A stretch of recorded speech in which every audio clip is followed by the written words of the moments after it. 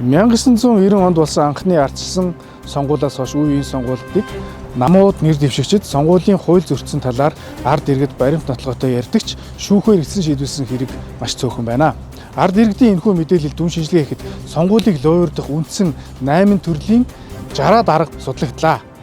Эдгээр аргууд нь сонгуулийн хууль болоод бусад хуулиудыг ноцтой зөрчсөн төрийн эрхийг хууль бусаар авах шинжтэй ийм үйлдэлүүд байна. Иймд монголчуудын үзэл санааны нэгдэл төрөмс байгууллага сонгуулийн лойрын эсрэг иргэдийн нэгдэл хөдөлгөөнийг орон даяар эхлүүлээд явж байна. Энэ хөдөлгөөний хүрээнд Улсын их хурлын 2024 оны сонгуул нэр дэвшигт нам, эвсэл, бие даагч нарт дараах 3 шаардлагыг хүргэж байна. Нэгдүгээрт сонгуулийн үйл ажиллагаанд оролцохдоо сонгуулийн хууль болон бусад хууль тогтоомжийг зөрчихгүй байх, шудраг өрсөлдөх, нэр дэвшигчтэй болон өрсөлдөгчдөө хяналт тавих. Хоёрдугаарт аюулгал албан тушаалын гэрэгт нэр холбогдсон этгээдийг сонгуульд нэр дэвшүүлэхгүй байх. Гуравдугаарт монголчуудын үзэл санааны нэгдэл төрийн бас байгууллагатай хамтран сонгуульд хяналт тавих гэсэн эдгээр 3 шаардлагыг хүргэж байна. Сонгуулийн лойрыг ичлэх иргэдийн нэгдэл хөдөлгөөнийг орон даяар эхлүүлж байна.